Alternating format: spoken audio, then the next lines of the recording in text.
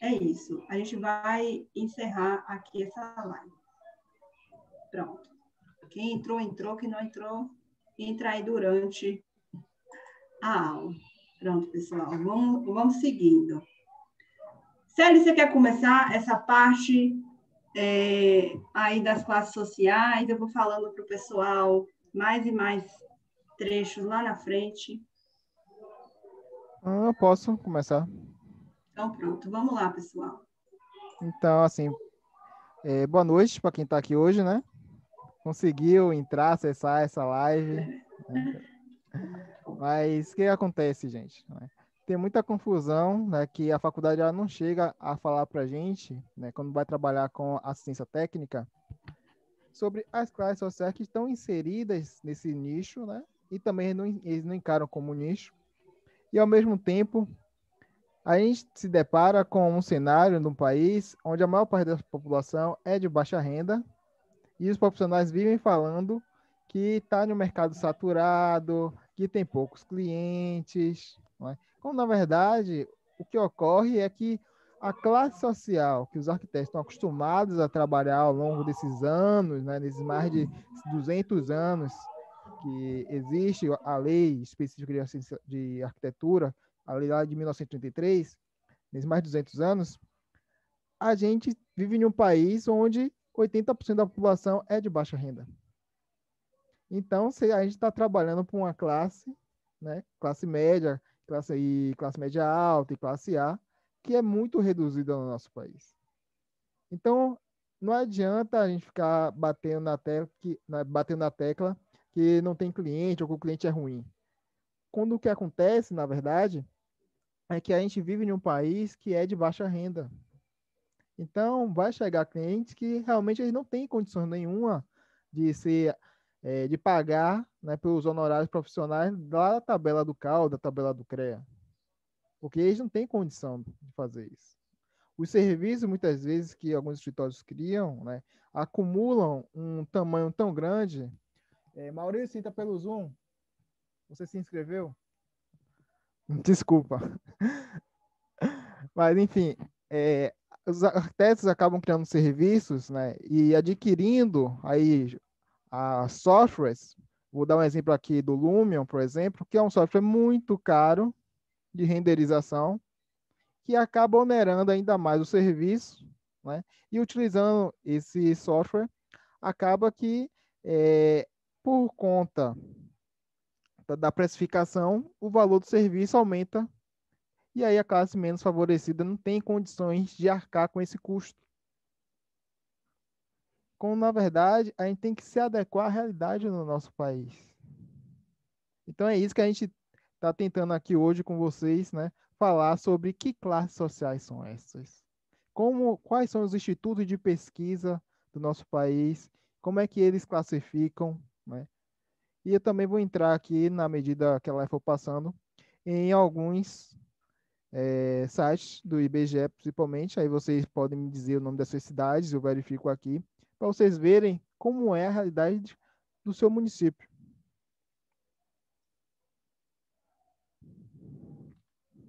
Então, quem ainda não conhece a gente, né? Eu sou o Celivan, sou arquiteto, sou especialista em habitação e direito social, me formei nessa especialização na UFBA, né? Isso foi lá em 2018. Aqui a gente tem essa possibilidade, né, de fazer a residência, mas está se espalhando pelo Brasil, existem outras pós-graduações nessa área também se espalhando pelo Brasil. Então, quem quiser no futuro avançar, se especializar cada vez mais em assistência técnica, pode procurar uma dessas especializações, né? Mas eu não indico fazer uma especialização para você conhecer uma área, né? E isso você faz cursos, você participa de palestras, você vai ali fazendo. Especialização você faz para você se aprimorar em uma área.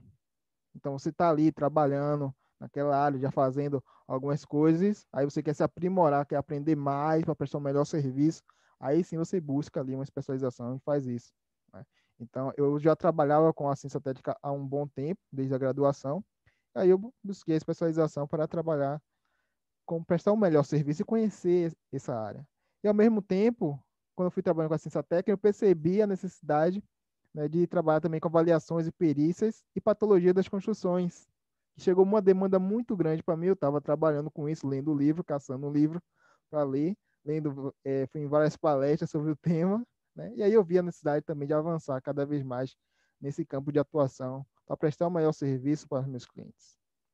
Então, esse sou eu. E aí, a Kézia se apresente para a gente. Tá, gente? Gente, meu currículo não é tão grande quanto o do Celivan, não. Que ainda, se quiser aí espremer essa laranja aí, ainda sai mais coisa aqui no currículo do Celivan. Mas, gente, eu, assim como o Celivan, eu também sou periférica, moro na periferia de Salvador, moro dentro do bairro Popular de Salvador, sou formada também em arquitetura e, inclusive, me formei junto com o Celivan, no mesmo dia do PCL. Aí, no mesmo dia, fizemos a especialização juntos aí, na mesma turma, começamos um negócio social junto, dentro desse mundo do empreendedorismo social, começamos essa jornada em 2016, foi 2015, que eu não me lembro direito, acho que foi 2016, foi sério, que a gente começou tudo isso. E em 2017 fundei a Viva Arquitetura, que é um projeto de impacto social, que está aí tentando se consolidar também, em meio a tantos projetos que estão surgindo também no Brasil. Então, somos dois empreendedores sociais com a vontade grande de mudar essa realidade aí das nossas cidades e influenciar vocês, profissionais também, a ter um olhar mais realista do que é fantasiado lá na faculdade ou o que é pregado aí para vocês. Então, essa aula de hoje vai auxiliar vocês em um pequeno ponto dentro desse universo da arquitetura social, para que vocês possam conhecer mais e saber como atuar, quebrar esses preconceitos de ou é 8 ou 80, as coisas não funcionam assim. Então é isso, vamos seguindo. Pode passar, Célia, próximo slide.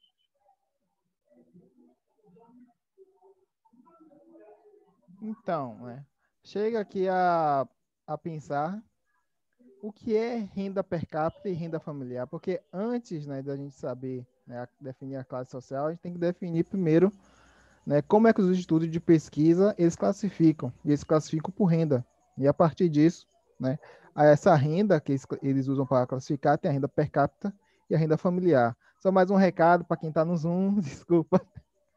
Depois você fala também, que é lá no Instagram, né? Para quem se inscreveu pelo Simpla, pode acessar lá o e-mail, né? Ou entrar diretamente no Simpla e entrar agora aqui ao vivo com a gente no Zoom, né? Aí vocês veem aqui na sua totalidade a aula. Por isso que a gente está aqui no Instagram fazendo isso para avisar vocês. Que a gente está tendo esse problema. Mas enfim, voltando para cá, a renda per capita, né? Ela é calculada, né, dividindo o total da renda daquela família pelo número de moradores, né? Enquanto a renda familiar é o somatório da renda individual de todos os moradores, né? Então, pensando nisso, vou trazer um pouquinho para cá, né? Então, temos uma avó que ganha 3 mil, temos esses dois filhos que não trabalham, então é zero. E tem a mãe, né, que ganha aqui 5 mil reais. Então, é 8 mil reais a renda, né, familiar. Só que por pessoa, esse somatório dividido por 4 pessoas, que aí daria 2 mil reais por pessoa. Por isso que fala per capita, seria por pessoa, entende? Então, assim, esse dado, gente, é super importante que vocês compreendam desde agora, para que quando vocês forem pesquisar sobre rendas no Brasil, que é o que nós vamos falar aqui nos próximos slides sobre classes sociais, as pesquisas, algumas consideram renda familiar com base aí nessa renda per capita por pessoa, e existem também dados e institutos que consideram, que falam de renda familiar, ou seja, a renda de todo mundo junto. Por exemplo, aí nesse caso da avó, né, e da mãe e dos dois filhos, a renda familiar aí seria 8 mil reais, ou seja, a soma aí do que ganha todo mundo, mais a renda per capita dessa família é R$ 2.000. Então, assim, não sei se para vocês ficou claro essa pequena diferença do que é renda per capita por pessoa, somando todos os ganhos da família inteira e dividindo pela quantidade, e renda familiar, que é a junção do valor que todo mundo ganha junto. Eu espero que tenha ficado claro para vocês, porque a partir de então a gente vai aprofundando mais sobre dados de classes sociais, que é o tema aqui do nosso aulão de hoje. Tá bom, gente? Isso vai ser bacana também para vocês pesquisarem adiante mais e mais sobre o tema. E se ficar na cabeça confundindo uma coisa e outra, vai chegar à conclusão equivocada também. Pode seguir, Célia. E aí, né, pensando nisso, a gente está trazendo aqui para vocês que é o seguinte, aqui no país, né, tem vários exemplos de institutos, né, que usam seus próprios critérios para estabelecer classe social. A gente está trazendo aqui o exemplo do Data Popular, tem o SGV, tem o IBOP, tem o IBGE, e cada um deles tem o seu próprio critério. Então tem que prestar atenção nisso também. Qual o critério que está sendo adotado e qual o critério que vocês vão adotar, se alinha com o que vocês pensam. Porque pode acontecer, vocês têm liberdade para isso. Vocês podem escolher o Data Popular, eu posso escolher o IBGE. Eles são institutos normatizados. Como parâmetro, né, para a pesquisa de cada um. Só que aí varia, né, Célia? Por exemplo, o que como é que se diz? A quantificação que o IBGE faz de famílias de até 2 salários mínimos, por exemplo, né, a quantidade de pessoas que ganham de tanto a tanto, lá no Datafolha ele já dá um outro percentual. Ele faz a questão aí dessa leitura de quem é baixa renda, de quem não é baixa renda, só que varia de... A Jax apareceu! Oi, Ajax! Que bom que você conseguiu entrar! Ah, que bom! Gente, que confusão é essa? Mas foi bom que vocês estão conseguindo sair do Instagram para vir para cá. Que bom! Então, assim, gente, existe isso aí que o Sérgio falou. Existe essa quantidade de institutos que cada um mede a classe social por parâmetros diferentes. Vamos aqui pegar só 2 exemplos. Primeiro, o Data Popular. Ele consegue definir a renda por domicílio considerando a questão per capita, ou seja, o que cada pessoa ganha, mesmo que eu não produza nada, né? Mas o meu pai trabalha, faz aquela divisão por pessoa, né? Eles vão considerar a questão se é baixa renda aquele núcleo ou não, considerando a renda per capita. Já o IBGE, ele não considera só a renda, ele considera a quantidade de bens que você tem. Se você tem um carro, se você tem uma televisão, se você tem 2 televisões, a qualidade da sua moradia. Então, já o IBGE, ele faz uma classificação baseada em outros parâmetros. Então, assim, foi isso que o Célio falou antes. Se vocês querem ter um parâmetro de classe social no Brasil, quem é baixa renda, quem é média renda, quem é alta renda, escolhe um dos institutos, porque cada um vai falar uma coisa diferente para você. Então, assim, é só para dizer que existem institutos de pesquisa que hoje estão definindo as classes sociais no Brasil de formas diferentes. Só para vocês não usarem o dado de uma coisa só. Existem vários dados aí. Quem vai fazer parte da mentoria vai ter um aprofundamento mais dessa parte aí, tá? Mas a gente não pode falar de classe social no Brasil sem falar dessa questão dos dados que estão aí para, às vezes, confundir vocês. Fala, Célia. Então, assim, após vocês escolherem com base nos seus critérios, né, qual vai ser o instituto de pesquisa que vocês vão adotar, né, e a partir disso, escolher também, né, como vocês vão atender essa população, porque, assim, cada instituto de pesquisa, ele tem um certo critério e, ao mesmo tempo, ele determina a porcentagem daquela população que tem no território. Então, eu estou trazendo esse exemplo aqui, até 2 salários mínimos, né? Então, o IBGE, ele trata ali em 2017 23%, já o IBGE-POF, né, 34%, o Datafolha 44% e o Ibope 56%. Então, você vê que existe uma diferença muito grande de um critério para o outro. Então, é por isso que é importante vocês escolherem o Instituto de Pesquisa, ver, né, quais os critérios que esse Instituto de Pesquisa utiliza. Se vocês concordam com os critérios desse instituto, né, vocês podem escolher, e a partir disso, em todas as suas propagandas, tanto no Instagram, você pode utilizar os critérios daquele instituto. Ou não, você não pode escolher instituto nenhum e dizer que vai usar o critério de todos. Também está certo. Né? Não tem um errado aqui. Não existe uma norma técnica que diga que o IBGE está certo, o Datafolha está errado, o Ibope está certo e o Data Popular está errado. Não existe isso. São critérios Mas que as cada pessoas um tem. utilizam. É isso, só que cada um tem critério diferente. Quando você vê aqui no IBGE-POF, que ganha mais de 2 salários mínimos, ele já considera os 76%. Já o Ibope considera 37%. Então, assim, tem uma discrepância aí em termos de quantitativos, né? Que é preciso que vocês pesquisem a fundo esses critérios para vocês saberem. O IBGE considera os 76% porque ele está considerando a renda familiar. Já o Ibope está considerando a renda per capita, né? Ou mais itens aí que a pessoa não tem, por exemplo, ou tem. Então, assim, é bom, é só para esclarecer para vocês, dar um start nesse sentido das classes sociais aqui no Brasil, como que está sendo estudada pelos institutos de pesquisa. Pode passar, Célio, os próximos. Pode passar para o próximo. Certo, peraí. E aí, vocês já viram esse gráfico?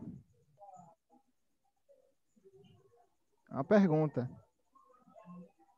Gente, podem tirar o áudio. A gente não está no Instagram. A gente não está no Instagram, viu? Olha, Joyce.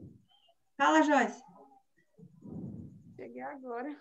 Oi, Joyce, que bom que você veio. Disse que não vinha, ó, apareceu.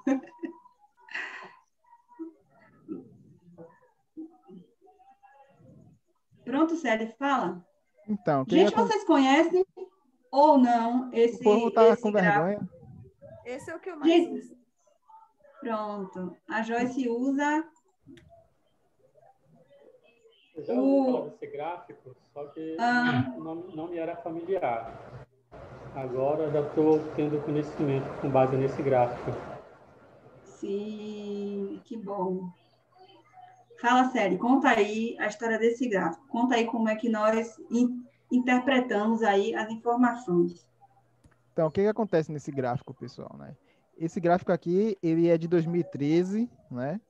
Então, é um gráfico que não é tão recente, né? É do Datafolha, a gente está em 2020, mas ele ainda assim é muito atual. E ele trata aqui da pirâmide de renda familiar do brasileiro, né?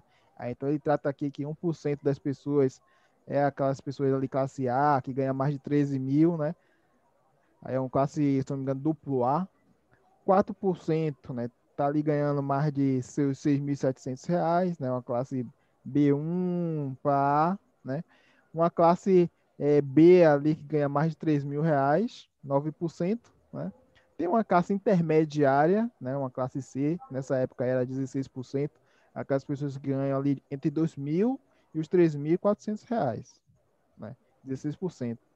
E aí o restante da população, né? Que ganha até R$ 2.000, é 66%. Se vocês forem pensar, somar aí esses 66%, né, com os 16%, passa, e muito, né, do 80%, filho. 82% da população ganha até R$ 3.400, e isso em 2013. 2013. Hoje, a gente está sem parâmetro, né, Célio? Não é direito para dizer quanto que ganha, porque o salário mínimo de 2013 para 2020 mudou bastante, né, gente? Então, assim, eu não sei como é que seria hoje esse triângulo, mas assim, tendo em vista a pandemia que escancarou aí o nosso problema social, acredito eu que a questão da baixa renda no Brasil deve estar aí nessa mesma média, dos 80% também. Não chegou a mudar muita coisa, né? Uhum. Temos esse problema aí, né? Sim. Do crescimento econômico das famílias não aconteceu. E agora temos em pandemia. Então a gente tem aí um cenário nessa época de 80%. Se tiver melhorado, que a gente não sabe que o censo ia ser esse ano, em 2020, deve estar indo em 70% no mínimo da população. Sim, sim. Está ali ganhando até R$ 3.000. E Sim. quem é que vai atender essas pessoas? Esses 70% no mínimo. Porque assim, gente... Isso se tratando de Brasil, tá? Porque por estado varia. Ainda tem isso. Aí, levando para o cenário econômico, né, trazendo outro instituto, isso aqui já é o plano CDE, eles só estudam pessoas da classe C, D e E, né? Então, quem quiser pode entrar lá depois no site do plano CDE, vocês vão poder ter mais informações. Lá, eles utilizam a renda per capita, né? Lembra daqui que a gente falou para vocês lá no início, né? A diferença de renda per capita para renda familiar. Os outros institutos estavam falando de renda familiar. Agora aqui a gente está pulando para renda per capita. Então, a forma de calcular aqui já mudou, né? Então, muda aí na chave, na cabeça. Então, aqui estão falando, né? A classe A, né? Classe A alta. É aquela que tem uma renda per capita de R$ 5.000 por pessoa da família. Né? De 5.000, né? A classe B1 aqui é aquela que tem uma renda por pessoa a partir de 2.000. Assim. E aí o B2 a partir de 1.500 e o C1, né, R$ 800 por família. Olha aí, já começa a diminuir bastante. Né? E é o... plano CDE... Desculpa. Pode falar de novo? Nesse plano aí, se só uma pessoa na família ganha renda, os outros integrantes não são contados, no caso? São contados, né? E o que acontece? É a questão da renda familiar. Lembra que eu falei para você na renda familiar? Foi boa essa sua pergunta. Porque, Ô, assim, Célia, a Joyce entrou depois, aí perdeu essa parte dessa pequena diferença aí do que é a renda familiar e renda per capita. Não foi você que perguntou, Joyce? Foi Joyce. Conheci a voz. Por isso que ela ficou confusa. Se eu voltar aqui rapidinho, que a gente está próximo. Então, o que acontece? A renda familiar, né? Essa situação que você ilustrou aí, que a gente falou aqui no início, né? A avó, os filhos que não trabalham, a mãe, né? Essa aqui é a renda familiar total, 8.000. Né? Já a renda per capita é esse valor dividido pelos integrantes da família. Para a lei de assistência técnica, o que importa é a renda familiar. Então, por exemplo, se você está ali uma família, nesse caso aqui, por exemplo, que cada um, a renda é 2.000, é alta renda. Isso na, como é que se diz? Isso na lei, né, da ATIS, por exemplo, elas não seriam atendidas, né? Porque aí sumaria como se elas tivessem uma renda familiar de R$ 8.000. A renda per capita aí dessa família é 2.000. Somando, né, aí somando os 3.000 aí da avó, os 5.000 da mãe e dividindo por 4 pessoas. Então, isso aí que o Cérebro está falando, Joyce, da renda per capita, é super importante para que você entenda que ele está considerando a renda por pessoa, independente se aquela pessoa trabalha ou não. Porque pode ter gente tá ali, como naquele caso, sustentando, né? Aí no caso ali da mãe e também da avó, tá nesse meio aí de intermediação, né? Aí das crianças. Sustentando a família toda, às vezes. Isso, está compensando, exato. Aí, a partir disso, né, já levando novamente, né, para renda mensal familiar, aí a gente pulou, né, desse gráfico aqui, onde o plano CDE está tratando de renda per capita, e para ele renda per capita, né, a classe C1, que é a classe C mais alta, a renda per capita é de R$ 1.500 por integrante da família, né? E enquanto na classe E, que é a classe mais baixa, a renda per capita é de R$ 150 por integrante da família. Aí essa família aí pode ter 3, 4, 5, 10, 15, 20, 30 pessoas, enfim. A gente não sabe, depende muito de quem fez a pesquisa. Aí a necessidade de fazer um trato melhor para ter essa resposta, né? Aí, a partir disso, né, temos aqui o cenário econômico, voltando aqui para a Fundação Getúlio Vargas, você viu que a gente está utilizando aqui vários estudos de pesquisa, não está utilizando um nem outro, é só para mostrar para você que realmente você pode utilizar vários institutos, né? Então, ele já classifica aqui da classe A1, A2, B1, B2, C1, C2, D e E, né? Então, para ele, da população brasileira, né, aí é só 3%, né, que é pouco. Se você for considerar que foi IBGE, é bem mais que isso. Acho que pelo IBGE é mais de 10%, se não me engano, né? A classe D, 25%, né? A classe C, 22%, e C1, 21%, né? Então, novamente, somando a C1, C2 e a D, que são aquelas pessoas que elas têm uma condição mínima, né, de pagar pelo serviço, mas de uma forma mais acessível, né? A gente está falando aí de 60% da população, utilizando os Sim, critérios da Fundação Getúlio Vargas. Então, perceba sim. que a classe que os arquitetos estão acostumados a trabalhar, né, pelo FGV, é apenas o quê? 15, 25, 30% no máximo, ali, beirando os 30% da população, usando esses critérios. Lembrando aqui o seguinte, né? A renda familiar mensal, né, pela pessoa.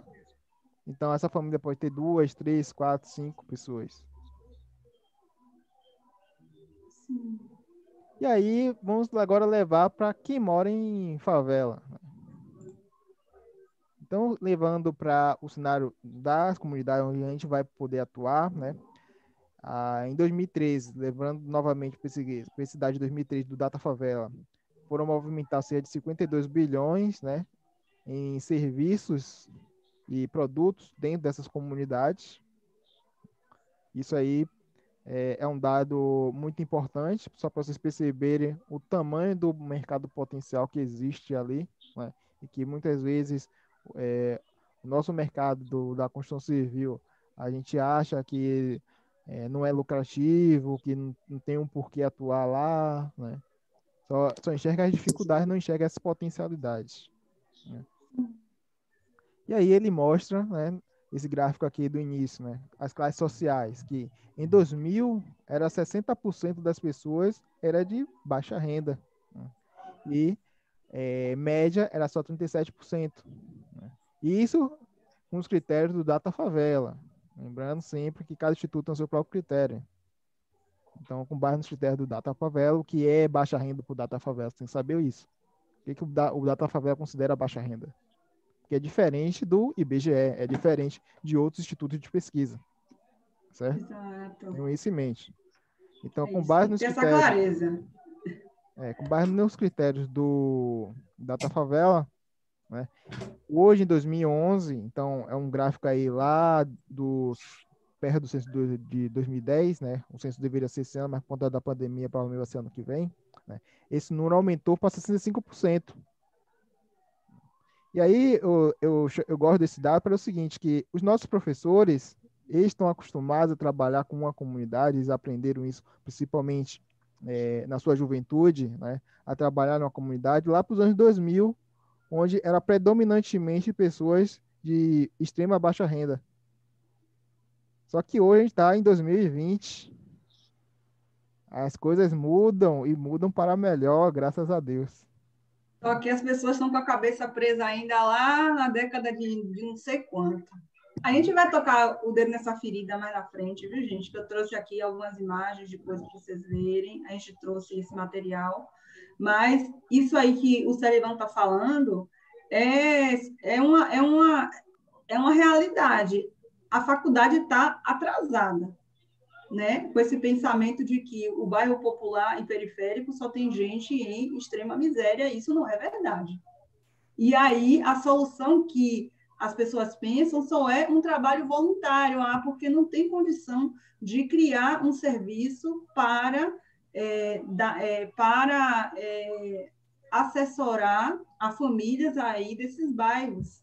Sendo que você mesmo aí já é morador do bairro também. Eu não sei se todos aqui, né? Mas, assim, isso eu vou falar mais na frente, tá, gente? Eu não vou agora aprofundar isso. Mas isso aí que o Sérgio falou é verdade. A faculdade está congelada lá em um dado que hoje as coisas mudaram. A gente tem que ir para frente, evoluir. E aí tem muito colega da gente pensando ainda que a arquitetura popular é assistencialismo, a arquitetura social é assistencialismo. A arquitetura popular e social tem que vir o governo, uma entidade para poder dar solução, sendo que é um trabalho. O nosso trabalho está dentro dessas áreas porque faz parte da cidade. Só que na faculdade cidade é uma outra parte, não é nada disso aí. Fecha o olho para isso, mesmo que você more aí, fecha os olhos. Vamos trabalhar com equipamentos gigantescos, vamos trabalhar com coisas enormes, vamos pegar a referência de Niemeyer, de não sei quem mais, não sei quem mais. Você sai da faculdade, não consegue nem reproduzir um terço do que você foi acostumado nesse tempo a estar trabalhando. A gente vai falar disso mais na frente, mas fala sério, senão a gente não vai sair dessa parte da classe social. Tem mais coisa para falar. Certo, né? E aí, gente, né? Mais uma vez, quem está aqui no Instagram é para entrar lá no Simpla, né? Para vir aqui para lá no Zoom. Né? Mas voltando para cá, se vocês quiserem, gente, a gente pode vir aqui nas suas cidades, não sei de onde vocês estão falando comigo, mas esse censo aqui do IBGE é o mapa, e lá é bem interativo, a gente pode ver isso no final da aula. Né? Se der tempo, né, Célio? Sim, já é 8h15. Vamos acelerar, acho que o Zoom dá 2 horas para a gente. Vamos lá, se der tempo, a gente mostra as suas cidades, site, né? Ou vocês tiram uma foto aí e acessam depois. Isso é interessante porque vocês conseguem ver na sua cidade o quanto, né, pessoas de baixa renda existem. É bem interativo isso. E aí tem essa pergunta aí para você, eu gostaria que vocês comentassem, né? E como a artes entra nesse contexto socioeconômico? Você viu que a gente está falando aqui, né, das definições de classe social, lembrando que a artes é até 3 salários mínimos, né? Renda familiar, não é renda per capita, renda familiar, né? Então, como é que vocês encaram, né, só com base nessas informações, né, classe D, classe C, né, e classe I, né, que são aquelas pessoas que são vulneráveis, né, que estão em situação de miséria, passam fome, necessidade, muitas vezes moram em barraco de madeira. Então, pensando nessas 3 classes sociais, né, como é que você acha que a artes entra nesse contexto socioeconômico? Gente, se não tiver resposta, sério, a gente segue porque tem uma pequena definição aí na frente sobre a lei da ATIS.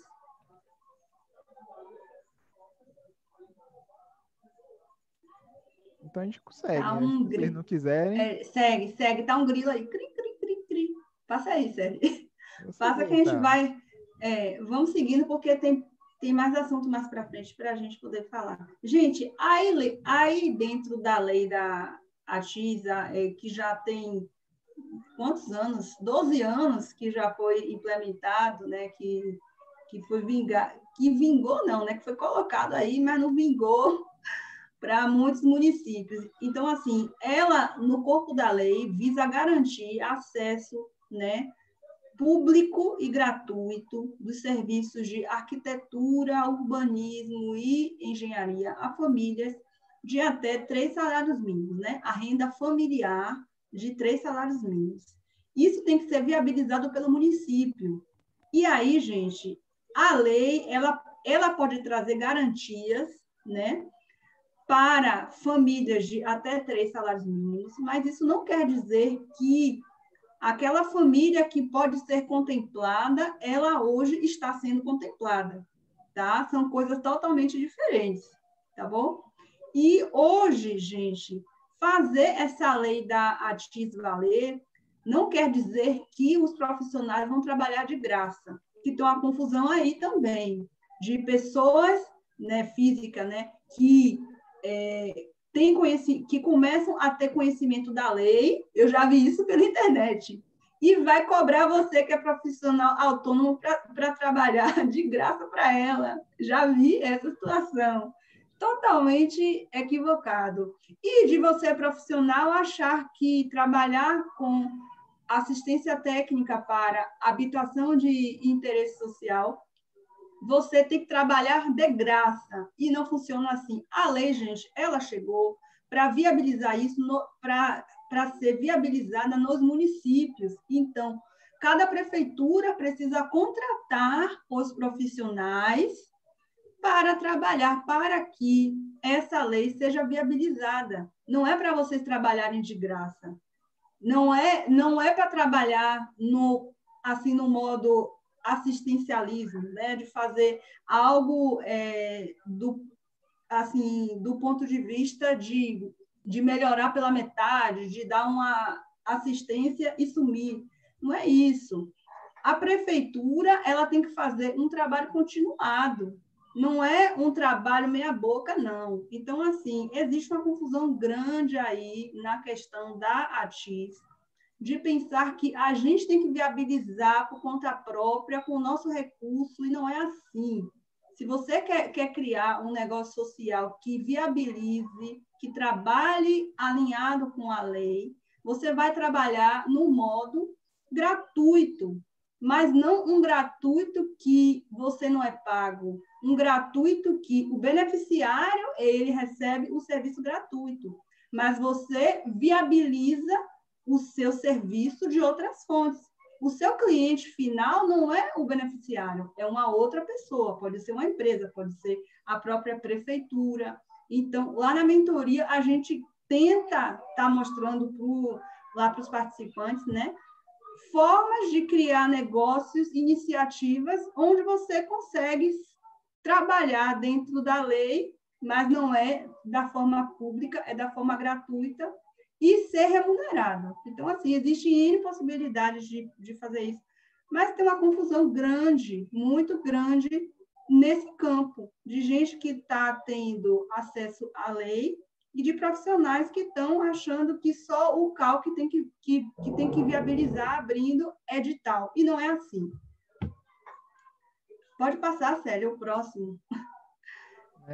E outro ponto, não só para fechar isso aqui, esse assunto, é que assim, a lei ela foi criada, né, para garantir que as pessoas, né, que ganham até 3 salários mínimos, elas tenham o acesso ao serviço público e gratuito, né, tanto para construir, reformar, regularizar, coisas que vocês já estão cansados de saber, né?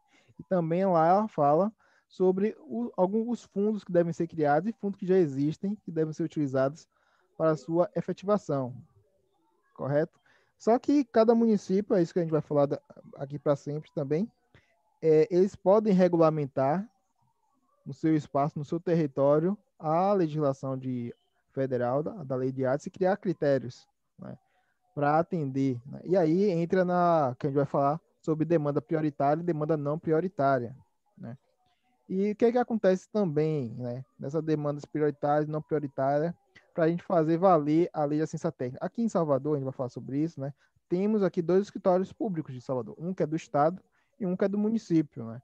Então, um que é o escritório de referência, que é do Centro Histórico de Salvador, que cuida ali de toda a região do Centro Histórico, né? Não só das edificações comerciais e também da residência, tanto de alta renda, tanto de baixa renda, principalmente das de baixa renda, que não tem recursos, né, para contratar profissionais de arquitetura e engenharia para prestar auxílio nas reformas e manutenções, né, que devem ser feitas nessas edificações históricas, né? E temos o escritório público que atende a população em parceria com universidades, né, onde tem lá 2 arquitetos e um engenheiro, uma cidade de 3 milhões de habitantes, onde aí mais de 1 milhão de pessoas de baixa renda. Então é muito pouco, né? Então hoje o que se discute aqui não é que existe uma lei, porque a lei já existe, não é que se cria um escritório público, que esse escritório público aqui já existe há 20 anos. O escritório daqui existe há mais tempo do que a lei federal, né? O que se discute aqui é como tornar esse serviço um pouco mais acessível a toda a população. Porque hoje é uma fila de espera. O próximo slide fala mais disso, que é a continuação disso que você está falando aí. Isso. Pronto. Então, como eu estava falando, então, o que se discute aqui é como ampliar isso, né?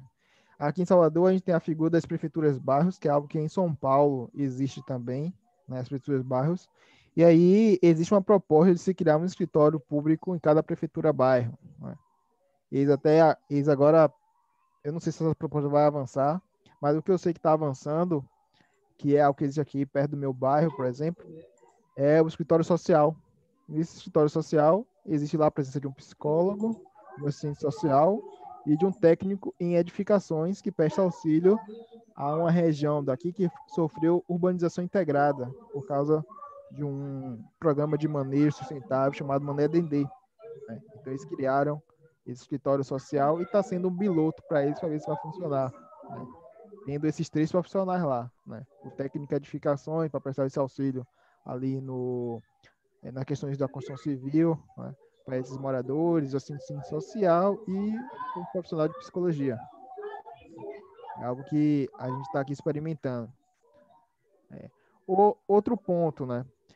Outras prefeituras daqui da região também estão se interessando em criar seus próprios escritórios e verificando as potencialidades de ter um escritório público.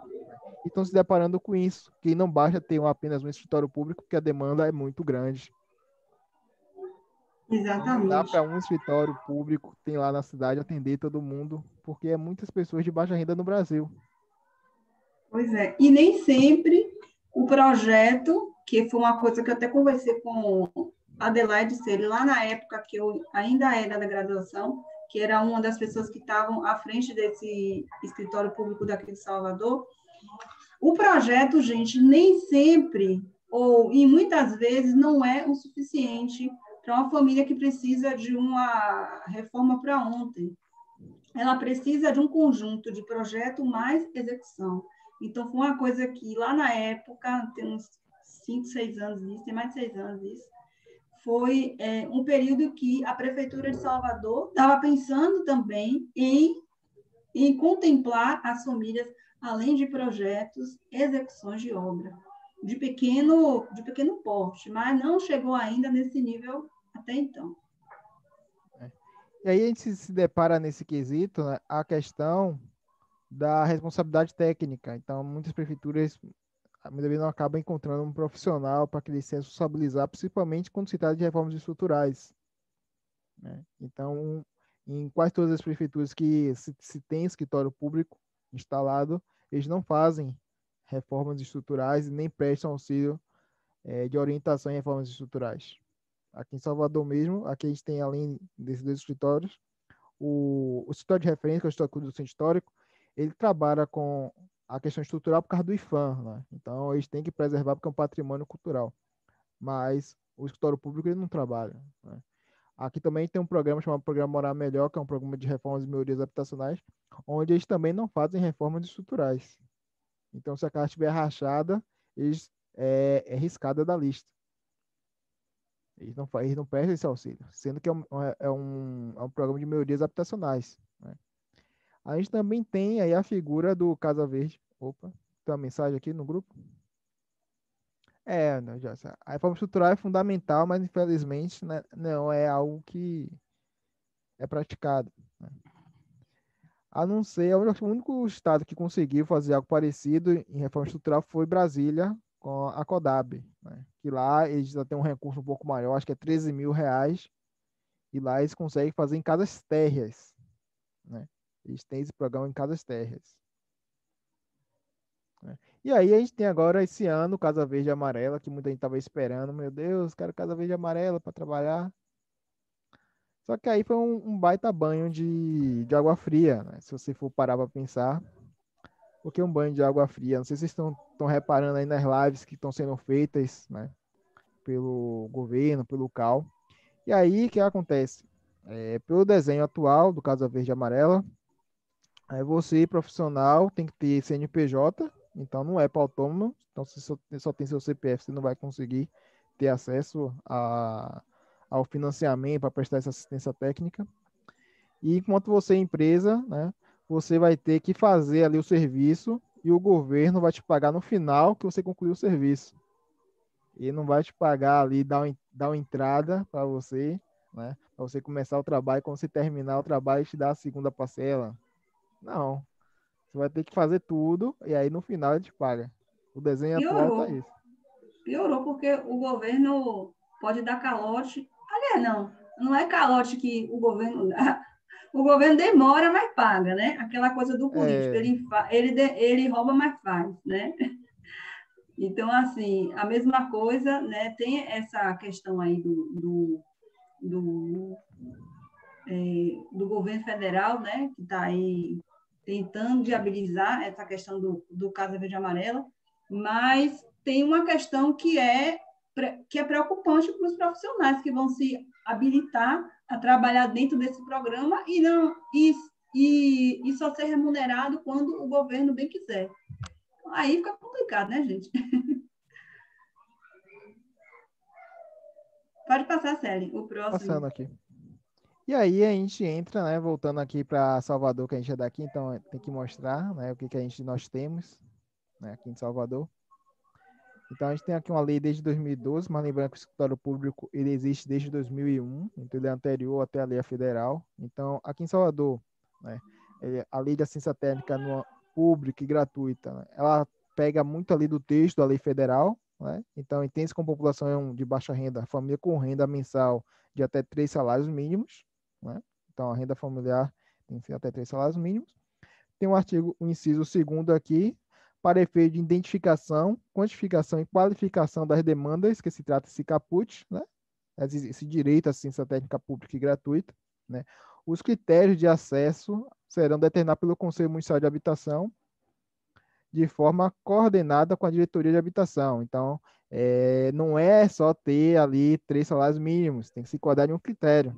Né? Tem mais critérios ainda. Isso aqui acontece em vários outros municípios. A mesma coisa, né? Sempre tem ali um critério, sempre tem ali uma pegadinha. Né? E qual é a Porque senão, pegadinha? gente, acontece que pessoas que não precisam vão tentar ter acesso a um benefício social, né? Há pessoas que não se enquadram, por exemplo, podem pagar por um serviço de arquitetura, mas vê que tem de graça e vai dizer, não vou, eu vou entrar na fila também. E aí superlota o sistema. Então, precisa ter um critério de corte para identificar As famílias os em reais, vulnerabilidade. isso, de alta vulnerabilidade socioeconômica para conseguir beneficiar de imediato, mas lembrando que o Salivão falou, a gente tem longas filas de espera. Cada solicitação gera um processo, gente, que dura até 2 anos. Fica aí. Sua urgência é para hoje, é para ontem. Mas, pelo escritório público, pelos poucos braços que se tem, não dá para ser tão rápido assim nessa questão do seu atendimento. E aí, né, os critérios daqui, né? A área total da unidade é até 70 metros quadrados. Então, se for 80 metros quadrados, não pode. Quer reformar a sua casa toda. Já tem 80 metros quadrados, não pode. Terreno até 125 metros quadrados. Então, se tiver for maior 125 metros quadrados, você pode ser aqui pode, né? Porque existe aqui, né, um asterisco. Até 250 metros quadrados é enquadrado como habitação popular. Então, você vai ser atendido, só que você vai entrar na fila de espera lá no final, que você não é de interesse social, você é popular, né? A prefeitura daqui. Se o Por terreno isso for que maior tem que isso, 125. gente. Aí fica pensando assim, esse termo popular e social tirou de onde? A própria prefeitura tem isso. A própria prefeitura tem o critério do que ela entende, o que é habitação social, que foi isso que o Célibon falou, família já ter 3 salários mínimos, casas, né, de até 70 metros quadrados, terrenos de até 125 metros quadrados, passou disso, 75, 80 metros quadrados, você já não é habitação social, você já é habitação popular. Até no cálculo da prefeitura para o seu alvará de construção, você é indicado como habitação popular, não é social mais. Então, tem tudo isso de vínculo com a prefeitura também para determinar essas nomenclaturas do que é social e do que é popular. Tem todo esse critério aí, para quem não sabia, tá, gente? E aí tem também agora aqui o gabarito, então até 9 metros. 9 metros é 3 pavimentos. Então, se for uma casa ali de 4 pavimentos, né? Já foi. Não é que você já foi, mas Já foi. você também vai ser você vai passar por outra peneira, né? Que peneira vai ser Você vai para o popular, você vai para É. o critério de habitação popular. Vai para uma fila de espera gigantesca. Aí você vai para outra peneira, né? Para avaliar se você realmente tem direito àquilo, né? Além disso, né? Essa unidade que tiver em pavimentos, ela tem que ter acesso à rua. Então, ela não tem que ser um acesso independente, não pode ser por dentro do imóvel do vizinho, né? Por causa da mãe e do pai, tem que ser um acesso independente, uma escada externa. Ou se for interna, que esse imóvel do térreo aí ele não tem acesso a essa área de circulação vertical, né? É admitido o uso residencial e não residencial, então pode ser sim comercial, só que Visto, né? tem uma área máxima, que aí que é 50%. Então, se você tiver 100%, né, 70% comercial, o restante ali residencial, não pode, porque o imóvel ali está sendo utilizado mais para como comércio do que como residência. Então, tem esse limite aí de 50%. Né? Se for ampliação de uma casa existente, aí existe aqui um somatório das duas unidades, que não pode superar até 140 metros quadrados. Que é como se fosse duas de 70 metros quadrados, né, Sérgio? Então, se a pessoa tem ali uma casa de um pavimento, a pessoa quer construir mais um pavimento, ela pode. Né? Contanto que o somatório não seja igual a 140. Sim. Mas se for uma casa de 2 pavimentos, né, e ela quer construir mais um terceiro andar, aí pode acontecer de nessa conta aí de 140 ela passe e não possa ser atendida. Não tem isso também. Então vocês vejam que isso aqui é um exemplo que a gente trouxe aqui de Salvador, porque a gente é daqui, mas nas suas cidades acontece a mesma coisa com critérios estabelecidos pelos seus municípios. Caso esse tipo de programa já esteja implantado. Isso. Caso não, não vai ter critério, não vai ter nada. Nem vai ter lei, não vai ter nada. Mas aqueles que já têm um escritório público instalado, eles geralmente têm ali os seus critérios. Por quê? Porque a demanda é muito grande, tem famílias de classe E, D e C, né? Que têm direito à assistência técnica com base na lei federal, que é até 3 salários mínimos. Só que as famílias de classe E, elas são famílias de extrema vulnerabilidade social. Então, elas merecem uma atenção especial porque elas não têm renda nenhuma.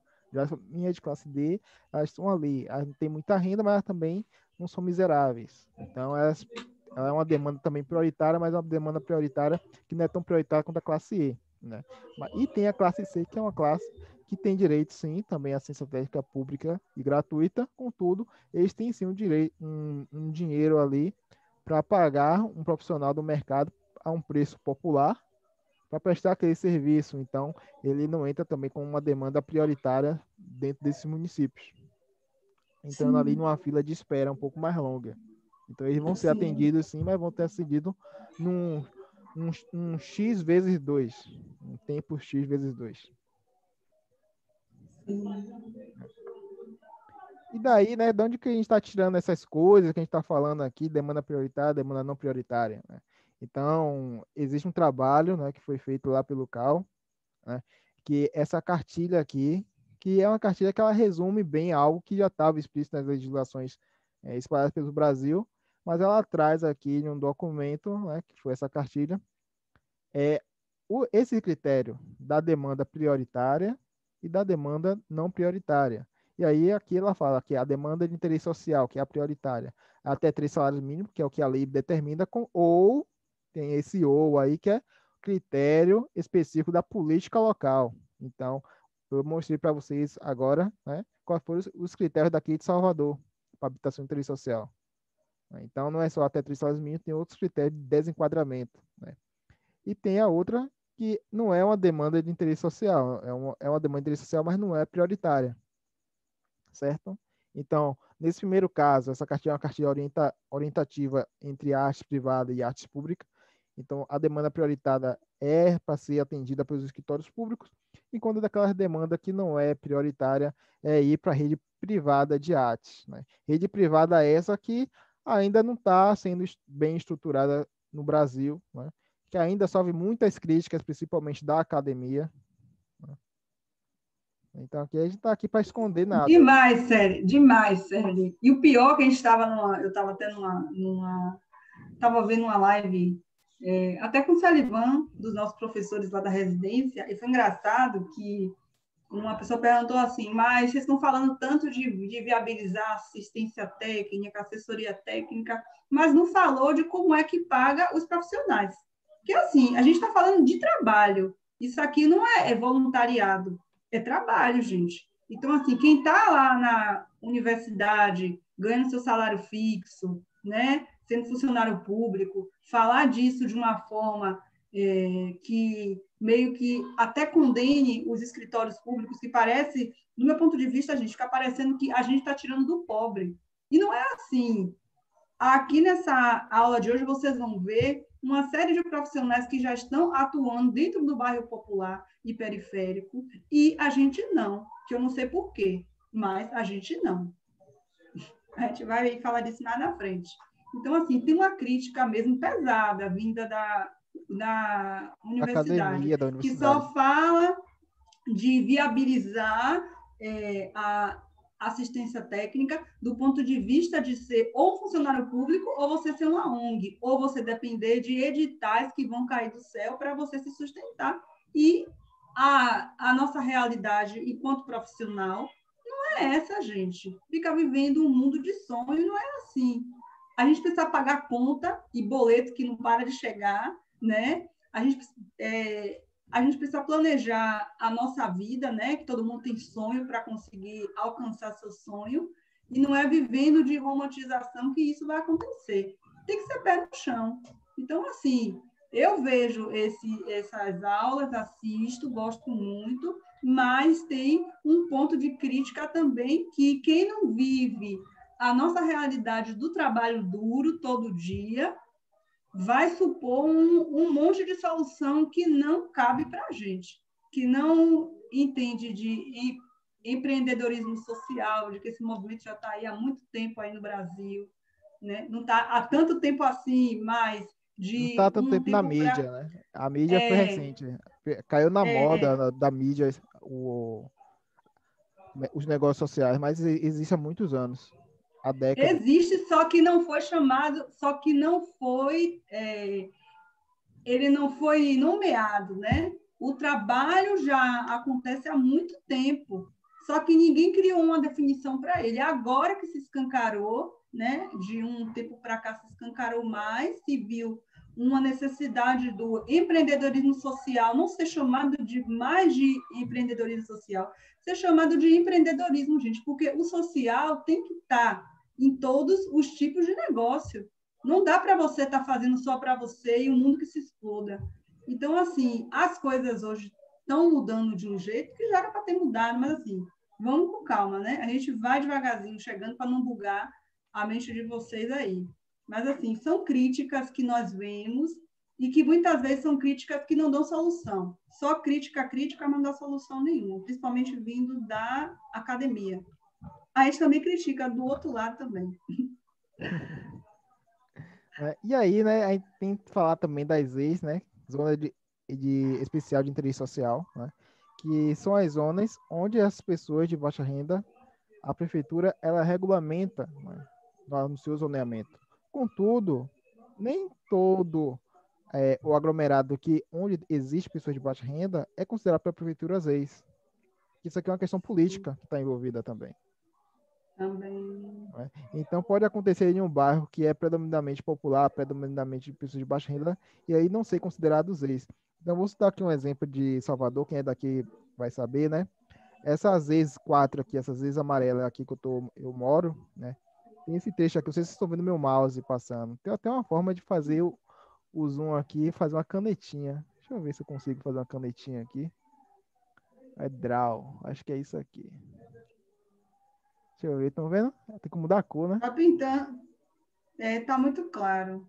Mas tá tudo bem, sério. Tá dando para ver, assim, de nuance. Como é que apaga? Eu tenho que ver agora como é que apaga. Agora o pior. Gente, vai ficar essa mancha na tela em todos os slides. Não, já tirei, Sério, já aprendi aqui, já aprendi. Tá bom. Tá? Ai, gente. Então, vou riscar aqui. Né? Tá vendo aqui? Tá aparecendo para vocês, né? Então, aqui, essas vezes 4, né? Onde é cinza, não é considerado vezes, é considerado zona normal.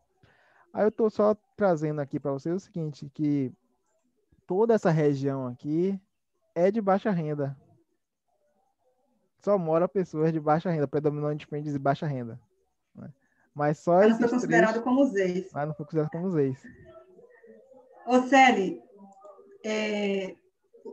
teve um trecho, né, aí também que eu vou falar do meu bairro, que é o bairro Palmiúdo, que está aí nesse bololô, e não é considerado como ZEIS. Não sei por quê, não sei quais são os critérios reais aí, o que o Sullivan falou, né, tem uma questão política por trás, mas hoje em Salvador são mais de 200 ZEIS, zonas especiais de interesse social, que devem ser reguladas, né, como se fosse um código de obras próprio. Lá no Centro Histórico de Salvador, está se construindo esse código de obras próprias para o Centro Histórico de Salvador. Tem uma ZEIS lá, tem uma não, tem mais de uma ZEIS lá. Então, assim, cada ZEIS dessa precisa ter algo específico alinhado com aquela realidade. Mas se você vê no PDDU de Salvador, você vê uma série de coisas ali que precisa ser feita, precisa ter conselho disso, conselho daquilo, criar plano disso, criar plano daquilo, que muitas vezes só é de nome. Fica aí 200 ex demarcadas dentro do PDDU e nenhuma regulamentada. Então, assim, é complicado também, né, Célia? Agora, assim, tem cidades do Brasil que essas ex estão andando. Em Salvador está a passo de tartaruga. Isso tem que prestar atenção nisso, né? Porque a lei de assistência técnica de alguns municípios, né, eles priorizam os ex, mas nem sempre a pessoa de baixa renda está dentro de umas ex. Exato. Ainda tem isso. E aí, com base nisso tudo, a gente tem essa pergunta aqui para vocês, uma pergunta de reflexão que a gente faz para quem faz a mentoria lá no grupo, né? Tem um momento que a gente faz essa pergunta de reflexão aqui, né? A arte é seletiva, né? Quem E não aí, gente? é o público que não se encaixa nesse perfil-alvo da artes, né? Mas é morador do bairro popular e periférico, né? Tem ali a sua casa no caso daqui em Salvador, de 80 metros quadrados, 180 metros quadrados. Eu e a Jorge trabalhou numa casa recente que a casa tinha mais de 180 metros quadrados. É uma casa de pessoa de baixa renda. E aí, pessoal, quem atende a essas famílias que são moradoras do bairro popular e periférico, mas não se encaixa na lei da ARTS? A lei da ARTS cortou, né? Tem um perfil de corte. Quem é que atende? Porque o universo da arquitetura tradicional e da engenharia também não atende. Quem é que vai atender? Eu quero que vocês me digam. Fala aí, Ajax. A faculdade não atende com seus grupos de extensão. A faculdade também não atende. Quem atende, pessoal? Me fala. Então, quem citou aí grupo de extensão, não. No máximo, um escritório júnior. Deve ser, no máximo, as prefeituras mesmo, né? Que com aquelas atividades sociais vinculadas à Coab, esse tipo de serviço. Até porque eles são muito criteriosos e seletivos com base nisso, né? Até porque se a ATIS é para a camada social e popular, a da camada, como o próprio Sullivan falou aí nas estatísticas da pirâmide de per capita, né? Se a gente for levar ao pé da letra, a maioria da população brasileira vive de baixa renda. E, às vezes, uma pessoa ela é responsável, digamos, por 4, 5 pessoas agregadas a ela. Então, é muito complicado. Pois é. Então, Ajax, assim, isso que nós falamos. Tem, como é que se diz? O que o Sullivan falou. Cada prefeitura tem o critério de corte. Então, assim, tem muita população dentro do bairro popular e periférico que não vai ser atendido pelo escritório público, pelos escritórios públicos que surgirem aí nos municípios, porque tem o parâmetro de casas de até 70 metros quadrados, de renda até 3 salários mínimos, de terreno até 125 metros quadrados. E a gente sabe que o nosso território é heterogêneo. A gente não tem habitação com o mesmo tipo. Tem cada um é de um tipo. Ou seja, às vezes a gente tem uma família de 4 salários mínimos de renda familiar, com uma casa um pouquinho maior, 80 metros quadrados, mas é uma família, por exemplo, endividada, que no final das contas ganha muito menos do que uma que tem lá, pelo menos, um salário mínimo livre, ela não tem. Então, assim, fica essa quantidade de pessoas que eu não sei mensurar, e nem o Cerivan, no limbo, ficam aí, ó, sem atendimento. As pessoas que realmente precisam. Inclusive, eu estava fazendo uma pesquisa na prefeitura aqui da cidade de Belém, né, no estado do Pará. Eles colocam também idosos acima de 70 anos e pessoas portadoras de necessidades especiais. Essas sim servem como critério também para ter nessa seletividade. Sim, legal. E às vezes uma pessoa que é de baixa renda, mas não é idoso, mas também não é portador de necessidade especial, mas que realmente precisa, e às vezes tem um portador de necessidades especiais que às vezes não se encaixa na renda per capita, porque o valor é acima, aí ele já é cortado. Então, às vezes se torna um pouco confuso. É complicado. Então, assim, Ajax, só para tentar fechar, gente, isso aqui, essa pergunta para vocês é para vocês refletirem o quanto é importante que os escritórios populares surjam, e surjam principalmente dentro dos bairros populares.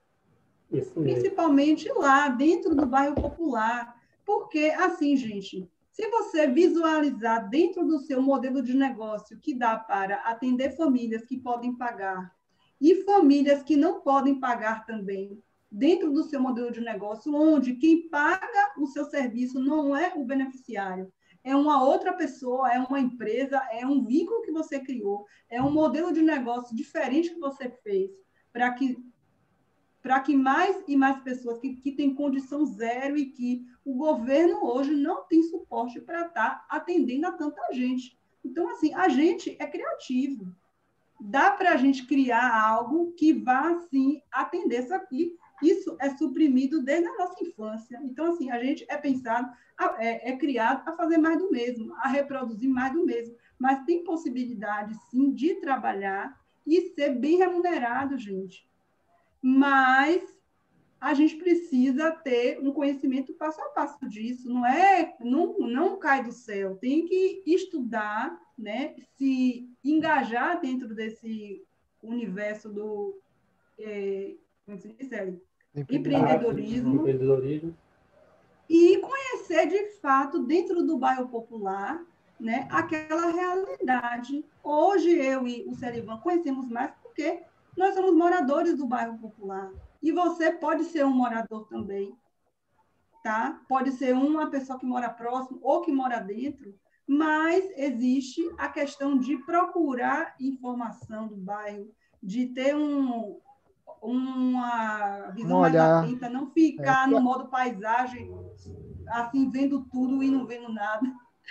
Então, assim, tem uma pergunta aqui, Sérgio.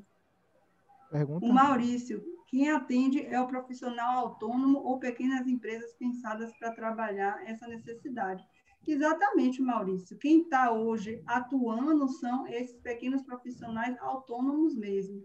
Mas, mesmo assim, a quantidade de profissionais que estão trabalhando nesses locais, comparado ao que está trabalhando aí na zona aqui da cidade, que está sendo mais disputada, é muito menor.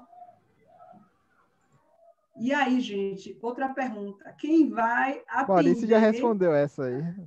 Não, é isso.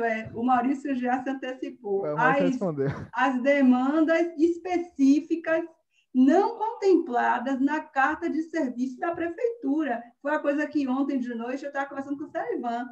A prefeitura, gente, não faz projeto, por exemplo, de uma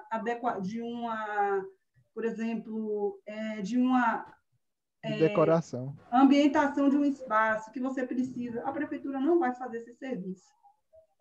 Se você quer fazer um projeto de melhoria aqui desse espaço, de uma área de lazer, por exemplo, de coisas com baixo custo, a prefeitura não vai fazer. Então, assim, existe uma série de coisas que a prefeitura não vai fazer. Então, assim, quem vai trazer essa luz, né, vai ofertar esses serviços para o bairro popular e periférico?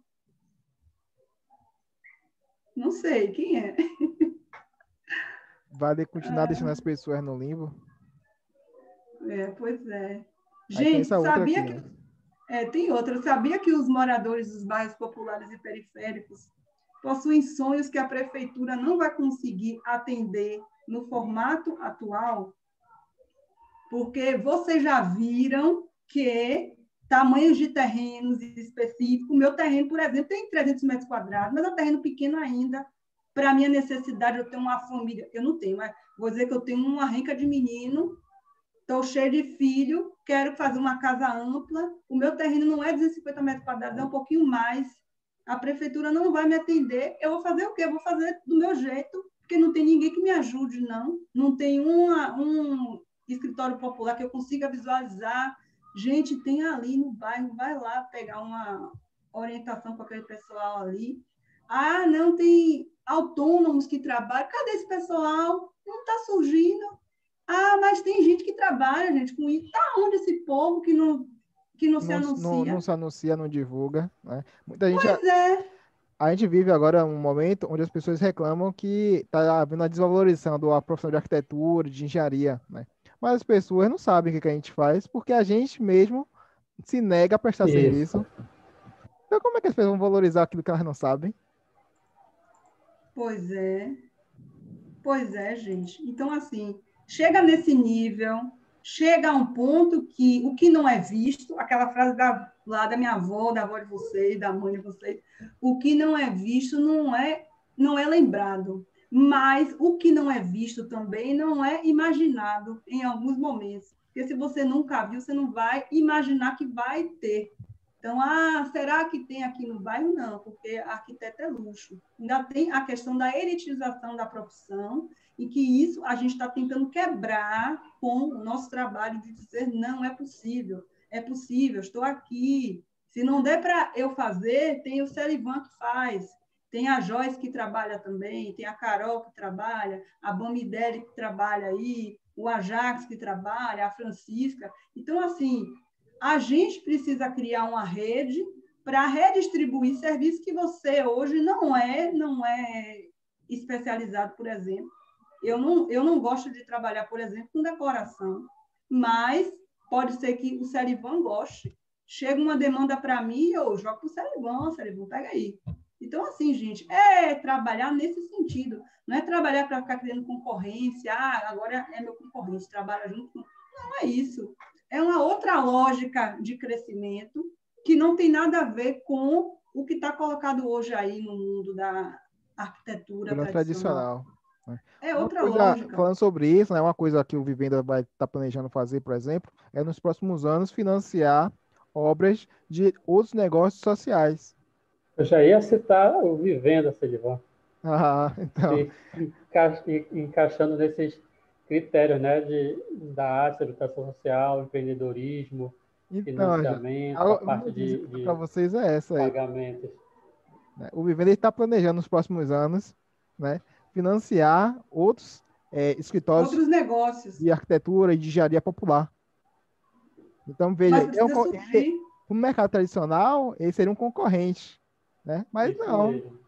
né? Ele está aqui, ele está abrindo a carteira dele, porque eles têm capital para isso, para fazer esse serviço, né? E aí eles estão pensando nisso, né? Em estruturar um mercado de reformas de melhoria habitacional, tendo em vista o tamanho do Brasil, eles são lá de São Paulo. Então, a forma que eles estão vendo aí de impactar mais famílias, ajudar mais famílias, é fazendo com que outros negócios sociais cresçam, né, com o mecanismo de crédito deles. Eles poderiam guardar só para eles. É uma outra lógica. O negócio social não é assim. A gente não trabalha visando apenas o lucro, mas sim visando o benefício social. Pois é, gente. Pronto, Celi. É isso daí mesmo. É isso aí mesmo. Gente, vocês têm alguma questão aqui para poder trazer? Porque a gente vai adentrar mais um pouco para finalizar. Porque a gente tá aqui, a gente já Gente, está na rabeira aqui do tempo, né? Que já passou. A gente está aqui no Zoom, que ele dá um tempinho para a gente ficar aqui para fazer os encerramentos. Então, acho que é 2 horas que a gente tem, a gente já então passou de uma tá. hora, né? Já vai dar 9 horas. Então vamos lá, gente. Ó, gente, olha só, guarda para o final, então. Eu vou trazer aqui alguns pensamentos limitantes, que é o que eu vejo muito, que eu percorro as redes sociais quando dá tempo. Eu vejo muito isso aqui, ó. Um pensamento, né? Que todo morador do bairro popular e periférico ganha apenas um salário mínimo e vive de ajuda de doação e de trabalho de ONG. Não é verdade. O bairro popular e a periferia é só um aglomerado urbano, é uma coisa só. Você está vendo ali, é tudo uma coisa só, não tem uma conformação, Ou é você tudo entra, irregular, todas as casas são irregulares. é tudo uma coisa só. A tipologia construtiva é tudo de mau acabamento, a qualidade construtiva é ruim. Então, assim, existe um 8 ou 80 aí nesse pensamento limitante, né? Um morador do bairro popular e periférico não sonha em ter uma casa com piscina, porque, inclusive, ele não tem nem condição para isso.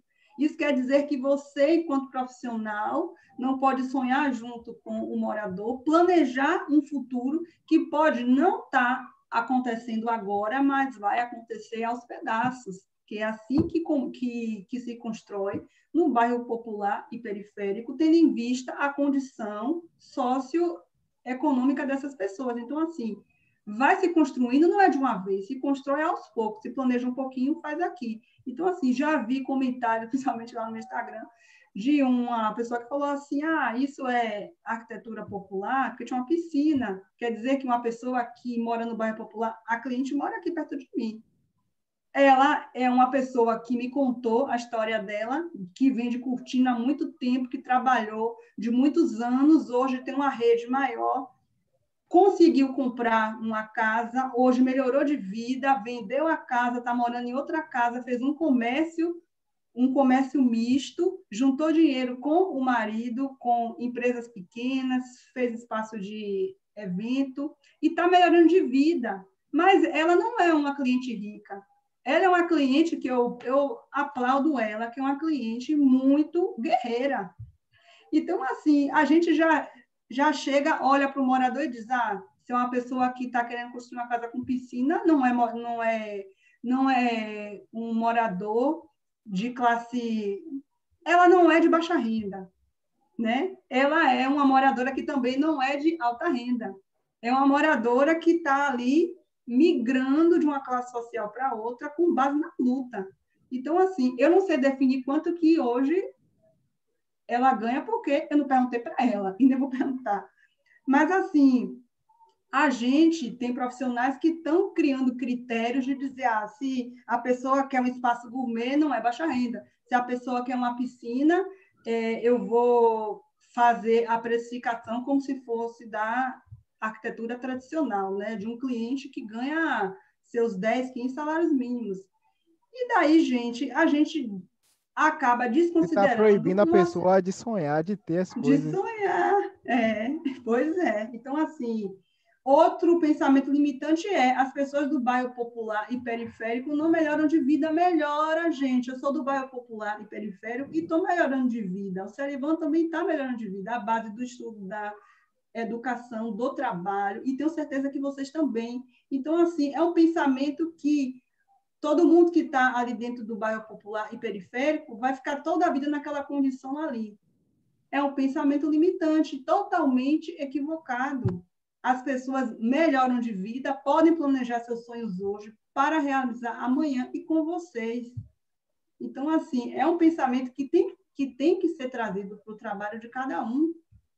Então, assim, ainda fora isso, tem pessoas que são moradores de bairros, de bairros populares e periféricos, como eu e o Celivan, que se formam, são profissionais e cai fora de trabalhar no bairro popular porque acha que não tem de nenhuma maneira a rentabilidade financeira de trabalhar lá. Eu já vi muito colega meu que se formou comigo, que é do bairro popular, e não está trabalhando lá de jeito nenhum. E às vezes não Então, trabalha em lugar nenhum, até desiste da profissão. e às vezes foi isso que nós comentamos numa live, que o Sérgio falou, desiste, vai vender outras coisas, vai fazer outras coisas, porque não vê possibilidade. Porque eu também não vou colocar a culpa só na pessoa, viu, gente? Não vou ficar aqui também, né? Pelo amor de Deus. Mas também tem uma contribuição negativa da universidade aí, no pensamento de que só o nosso trabalho só é viabilizado se você trabalhar de forma associada a uma ONG ou se for um funcionário público. Opções são poucas, ou só se vive de projeto. Não é só projeto que nós atuamos, gente. Tem A a questão execução, a questão da, de... da capacitação profissional também de outros profissionais dentro da construção civil, a questão de projetos de execuções de obra, tem a questão das consultorias, orientação construtiva, que é o que as pessoas mais precisam e que a gente não faz. Então, assim, a gente fica ali no mundinho achando que é só fazer projeto, que se o cliente não quer projeto, não serve, tem que ser projeto, e ele não precisa, às vezes, de projeto. É uma regularização fundiária que se precisa, é um Você projeto falando de isso, Kézia, eu combate lembrei a agora aqui, ó, essa incêndio. semana, vou contar um caso aqui dessa semana. Essa semana, eu fechei 2 serviços, né, de mais de R$ 1.000, sendo que um desses serviços é um serviço de reforma, né? Reforma de arquitetura de interiores de reforma, só com arquitetura de interiores de reforma que não tem decoração, nenhum dos dois. E aí um cliente de baixa renda, né? Um desses clientes é baixa renda, vocês acompanharem quem tem meu Instagram, né? Eu fui na casa dele essa semana, aí eu postei lá eu indo, né? E o outro é um cliente de alta renda, que foi hoje, que eu postei lá, né? Que aí a Jorge até mandou uma mensagem que ela gostou da música. Tava tocando no carro. Mas foi escolha do motorista a música, não foi escolha minha, não. Né? Mas ela é uma cliente de alta renda, né? Que aqui eu também atendo às vezes cliente de alta renda, mas é raro acontecer. Né? Mas eu também atendo de vez em quando. E ela também não queria decoração, porque ela queria economizar o máximo, né? E foi uma casa que ela é doida, essa casa, porque ela não foi construída por um arquiteto, por um engenheiro. Foi também por um pedreiro. Então, tem lá uma coisa que a gente vê em casa de baixa renda, que é você, para entrar num quarto, ter que passar para outro quarto. Né? Sim. E aí tá dentro de um condomínio de luxo. Essa situação. Nossa! Então são problemas que a gente não vê apenas nas comunidades, mas também vê lá na alta renda, né? E aí, trazendo isso aqui para esse mercado, né? Que é um serviço que você não precisa vender o combo, né? Projeto, Tudo junto. tudo junto. Às vezes a pessoa só quer apenas um projeto para dividir cômodos, saber fazer revestimento, saber onde botar uma janela, saber onde botar É, um orientação quarto, construtiva, enfim. né, Célia? Não, um projeto, mas sem a parte de decoração. Uhum. Ela não quer mobiliário, ela não quer que você especifique mobiliário. Ela mesma vai fazer da cabeça dela mobiliário. O que ela quer é Uhum. saber onde vai ter parede, onde vai ser a circulação, onde vai ter o Como é banheiro, que melhora a a questão do conforto do conforto. quarto? Como é que se cria algum poço, alguma coisa, alguma solução de ventilação, por É. exemplo? E tem profissionais, né, de arquitetura que eles não fazem, se for assim, o projeto. Eu mesmo já vi uma vez um estudante perguntou para um arquiteto que tem um Instagram que tem mais de 10 mil seguindo ele, acho que é mais de 40 mil seguindo ele, falando sobre isso, que às vezes chega um cliente para ele que pede apenas o projeto de arquitetura de interiores, mas sem a parte de decoração, né? Aí esse arquiteto responde que esse tipo de cliente ele não atende, só faz com Dinheiro. decoração. Gente, olha, eu não sei como é que se criou esse tipo de coisa do combo, né?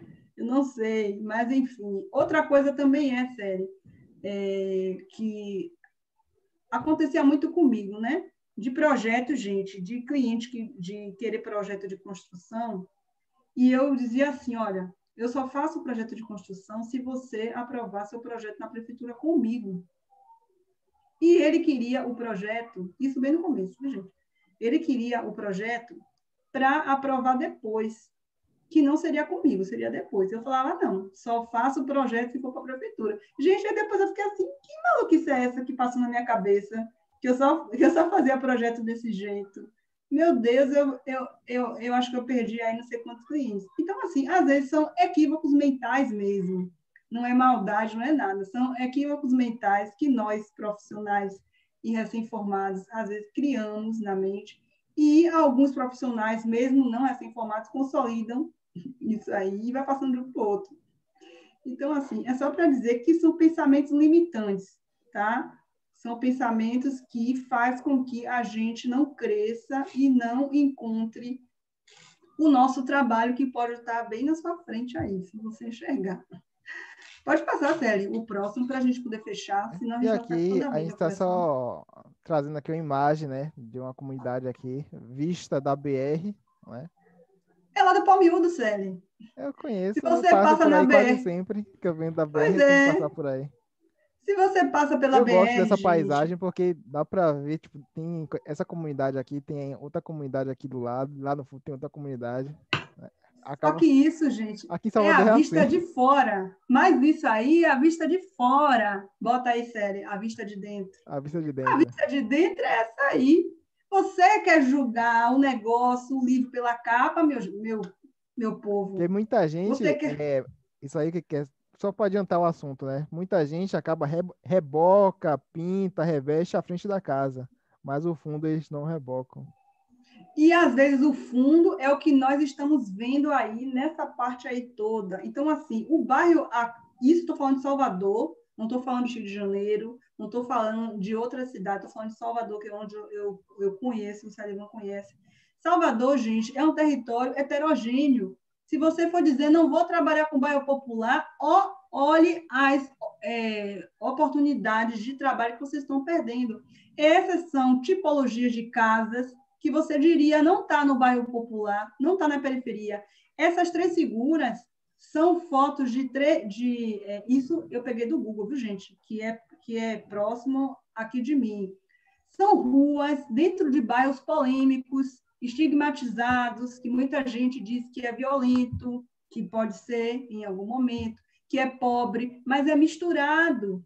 Então, a gente tem, sim, aglomerado urbano dentro dos bairros, mas também tem configurações diferentes. Passa ali, Célia, para o próximo. Não, passa mais para frente. Olha aí, outra imagem no próximo, Célia. Outra imagem. Não, é essa Aí aqui. você... É essa aqui.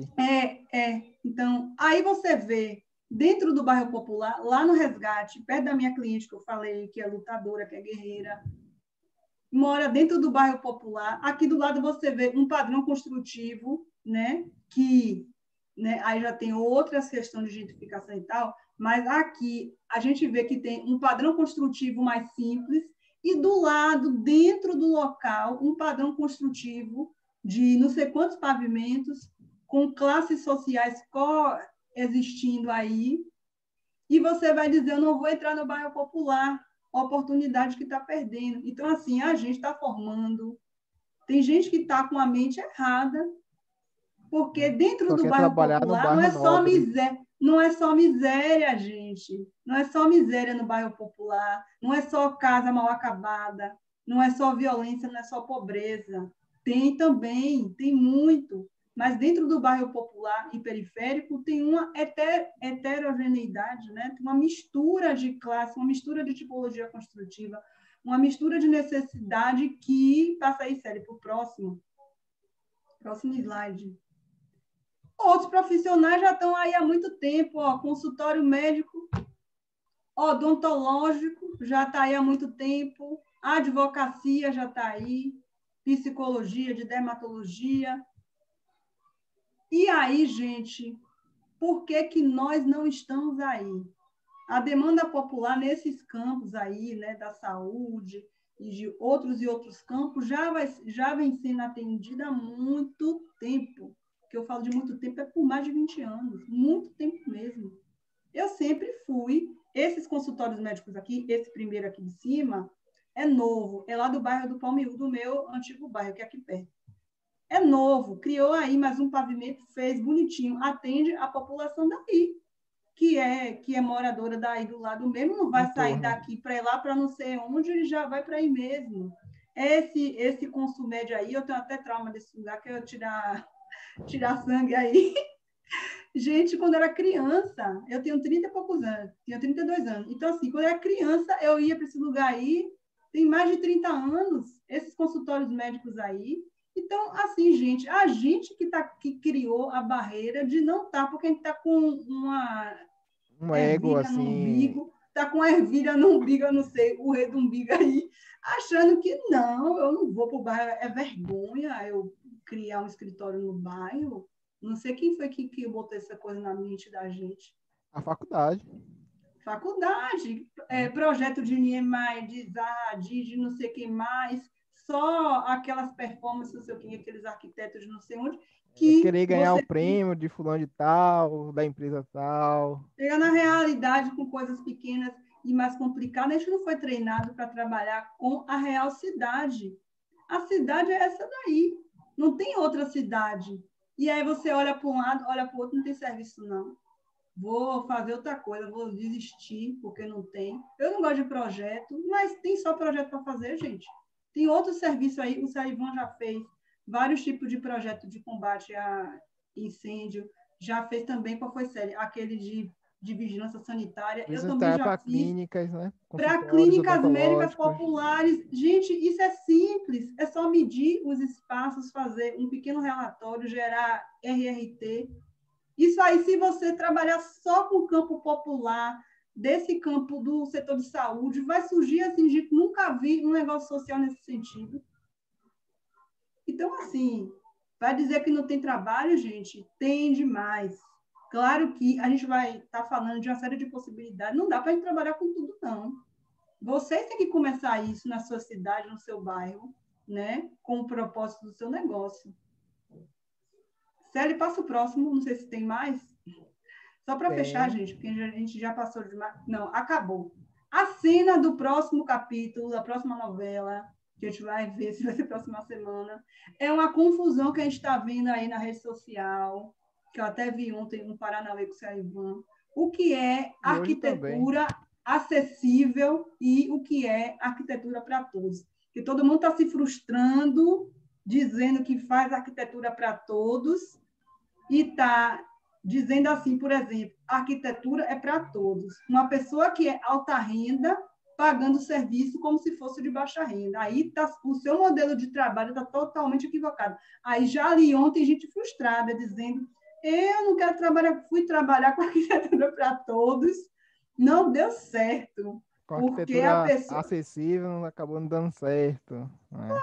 Se você trabalha com perfil de cliente que não era o perfil de cliente de baixa renda, você tentou viabilizar algo que não precisaria para aquela pessoa, por exemplo, ele teve acesso a um benefício social que você teve que abaixar o seu salário, abaixar o seu lucro para uma pessoa que é alta renda, que está ali barateando o serviço para depois trocar com cerveja, com pizza, com o que for. Só falando assim. Mas, assim, gente, eu queria ouvir de vocês o que foi que vocês acharam desse aulão tapa na cara e as perspectivas de vocês. Se mudou alguma visão, se bugou a mente, se embaralhou, se ajudou, se piorou. Sei. Fala, Jaco. Olha, esse nicho, esse mercado de trabalho, né? Eu já estou sondando já há bastante tempo. E tive a oportunidade de conhecer o trabalho do Selivan, você da Késia, e inserido nisso. Inclusive, meu TCC ele foi com base na arte, com base na habitação, trato social, para esse tipo de público. E sempre tive interesse de proporcionar aquilo que eu tenho de meu conhecimento da academia para essa camada. Inclusive, já estou sondando algumas pessoas de alguns bairros periféricos aqui na região de Belém. Então, isso que vocês falam é uma realidade mesmo e conflitante, onde a maioria dos meus colegas que se graduaram, eles têm uma realidade totalmente diferente de que, saindo da faculdade, eles já vão trabalhar já com um nível de mercado, para classe A ou B. Aí é que eles se enganam, que está aí, tem muito trabalho, tem muita demanda para esse nicho social, só que tem que saber distinguir o social, o acessível, né, para poder colocar em prática, né, os polos nos bairros para trabalhar com esse tipo de mercado. E nada que um bom conhecimento, ter essa segurança de falar também de igual para igual com esse tipo de pessoa, usando sempre o termo técnico, mas de igual para igual com esse tipo de pessoa. Aí é que vai fazer a diferença. E conforme o tempo, você vai tendo essa característica de empreendedorismo e vai aparecer e vai surgir clientes, vai surgir pessoas que vão te procurar e às vezes, quando tem alguns professores, alguns colegas meus que trabalham para a alta sociedade, mas só por indicação. E também, isso vai acontecer também com esse nicho social. Você vai trabalhar com, olha, vai ali tem um escritório popular, não sabia que tinha ali, assim como tem, como você citou, uma clínica de odonto popular, um escritório de advocacia popular, por que não ter um escritório de arquitetura popular inserido dentro desses bairros? Ou de engenharia também. Engenharia. Ou fazer essa associação, né? Arquitetura com engenharia para poder ofertar para esse público. E tá aí, né? Agora é só adquirir conhecimento e fundo. E seguir. Já pensei, eu peguei isso aqui, né? Obrigada, Jax, por ter falado. Eu aproveitei que a Jax entrou ali de Belém, né? Então entrei Isso aqui, mesmo. né? Aqui Belém do Pará. Se não me engano, Pará é esse daqui. Tá aparecendo aí para vocês na tela? Tá, Celi. O Pará, né? Então, aqui é do estado. A gente pode também ver por cidade. Se vocês quiserem, eu posso ir para Belém, né? Mas olhando o estado do Pará. Então, a gente tem aqui os sem rendimento, né? Então, uns 2 milhões, cerca de 2 milhões de pessoas, né? Sem rendimento, que o IBGE considera. Aí, até um salário mínimo, 2 milhões. Então, veja aqui, né, a realidade do estado do Pará. Celi, você já está dando a pesquisa de Ajax no primeiro desafio. Não, eu não estou dando, não, porque. Olha, Ajax, você já está dando a mentoria. faca. Quem fez a mentoria, a gente faz os desafios, né? Aí, esse site aqui, eu não passei para ninguém da mentoria. Então, cadê a Bami, Carol, o pessoal aí? Foi pesquisar por conta própria. Eu passei outro site onde as pessoas têm que filtrar os dados manualmente. Aqui os dados são filtrados automáticos. Desse site aqui eu não dei. Pois é. Tá vendo? A Rafaela está falando aqui que tem muita gente sem renda. É isso, Rafaela. Não, porque ele considera também pessoas de 10 anos. Então, tem que ter muita criança. Então, esse dado aqui sem rendimento, não leve assim em consideração, oh meu Deus, não é só por isso, mas também porque tem muita criança que não trabalha, criança não deve trabalhar. Aí então, tem que ter um cuidado nesse critério também. Você tem que ter cuidado nos critérios que estão sendo utilizados. Então, sem rendimento, pessoas de 10 anos ou mais de idade. Então, de 10 anos até 18 anos, muita gente não trabalha. Pois é. Então tem que ter cuidado com isso. Então, pensando nas pessoas que trabalham, né? Então, até um salário mínimo. É esse daqui, o vermelho. Isso mesmo. Então, o vermelho e aqui, ó, de 1 a 2 salários mínimos, que é esse laranja. Então, essas aqui são as duas maiores classes que a gente está trabalhando, né? Aqui é de 2 a 3 salários ainda. Isso aqui de 2 a 3 salários ainda está dentro da lei de artes. Tá. Então, só começa a sair da lei de artes a partir desse roxo, que é de 13 para 5. Sim. Não se vê a comparação no estado do Pará, né? Com as outras classes sociais, né? Que é o vermelho, o laranja e esse verde aqui, com as classes que tradicionalmente contratam arquitetos. Você vê a disparidade. Pois é. Aqui mais necessita e aqui também necessita, mas que está sendo disputada por todo mundo que sai da academia.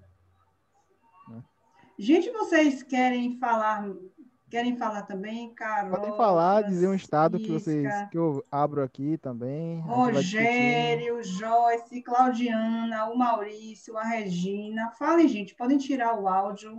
Então, não precisa ligar a câmera, quem não quiser, mas pode falar. Fala, Rogério, qual é o seu estado? Eu sou da cidade de Cabo Frio, estado do Rio de Janeiro. Sim. Aqui de baixo, eu acho. Então, eu sou engenheiro civil, né? Eu estou vendo aqui a maioria do grupo é arquiteto. A Joyce é engenheira também. A Joyce é engenheira. Roberto é engenheiro, a Joyce também é engenheira. Então, A Joyce está aqui disputando. eu Fala, brinco Rogério. eu brinco até com o pessoal aqui, né? Que arquiteto e engenheiro para rico tem um monte. Para pobre, você não vê quase Nenhum. ninguém, né? Então, é um nicho que eu sempre tive uma curiosidade e vontade de atender também. Eu conheci o projeto Vivenda, acho que uns 2 anos atrás, por uma matéria que deu em algum programa de TV, e eu estava saindo da academia, né? Então, eu achei muito interessante o projeto. E quando eu também vim da periferia, eu conversando em casa, eu falando com minha mãe, pô, se eu tenho vontade de fazer uma obra assim, assim, mas eu não tenho como financiar, não tenho como pagar. Conversei com outros parentes, é a mesma situação. Aí eu falei, pô, a gente tinha que ver uma forma de atender essas pessoas que acabam fazendo obras de qualquer forma, né? Ou então deixam de fazer porque não tem condições de pegar R$ 2.000, R$ 3.000, que às vezes são obras mínimas, mas ela não tem condições de pegar R$ 3.000 à vista e pagar pedreiro, mão de obra. Então eu falei, pô, vou começar a pesquisar esse ramo e até uma forma de financiar esse tipo de construção para esse público. Então é agora que eu estou começando meio que pesquisar, conheci vocês aí foi pelo grupo do Telegram, então aí estou Massa. começando aí a pesquisar esse ramo também. Que bom, Rogério. A gente conseguiu, na primeira turma, uma dupla conseguiu formar uma iniciativa voltada à engenharia aqui em Salvador. Agora, em Salvador, só tinha a Joyce, né, Joyce? Aqui de engenharia. E agora temos mais um. Então, assim, devagarzinho, assim, Rogério, assim, nós, nós profissionais vamos adquirindo os conhecimentos, né? Indo em campo, indo no bairro popular, perguntando. Mas, de toda forma, Rogério, a gente tem que buscar a forma de viabilizar o nosso trabalho. Não é trabalhar de graça, não é trabalhar de uma forma que, para a pessoa que você está gerando o seu trabalho, seja um benefício, mas para você não está sendo. Então, assim, tem que buscar a forma de ter o equilíbrio. Não é só você estar gerando benefício e não estar se beneficiando também, porque senão o seu trabalho ele vai ser anulado. Aí você vai dizer, ó, trabalhar com engenharia na área popular não tem condição. Ou trabalhar com engenharia não tem condição. Então, assim, tem que buscar esse equilíbrio aí, né? Do benefício social que você quer dar. Tem que ter até um receio para a pessoa não se frustrar. E que, às vezes, isso pode até acontecer. Então, Pode tem que ter uma muito. certa cautela e um certo conhecimento nessa camada, senão pode se frustrar. Está criando uma expectativa muito grande. E na hora só vem pepino, Ajax. Isso mesmo. Então, tem Mas que em qualquer lugar. Essa camada, isso mesmo. Em qualquer lugar mesmo. Né, nisso aí que o Rogério está falando, aí no Rio de Janeiro, né, além do programa Vivenda, que você conhece, existem mais 3 iniciativas interessantes no Rio, que é o Mora Digna, posto Rio de Janeiro. O Mora Digna aí tem um posto aí, eu não sei se está ativo esse ano de pandemia, mas eu lembro que antes da pandemia eles estavam com esse projeto piloto aí no Rio de Janeiro, o Mora Digna, né, que o Matheus, ele é engenheiro civil também. Temos o Fábio da Favelar, né, que também é engenheiro civil, ele trabalha, acho que esqueci agora o nome da favela que ele trabalha. Ele tem um escritório aí também, né? Depois você pode anotar aí o que eu tô falando, aí você pesquisa lá no Instagram, que é fácil. Já está anotado. Pronto. E tem no Rio de Janeiro também o Inova Urbis, né? Agora eu acho que o Inova Urbis está paralisado no Rio de Janeiro, mas eles, Sério? se não me engano, acho que eles estão paralisados. Eles estavam trabalhando mais com decoração de interiores de um tempo para cá. Depois deu uma parada.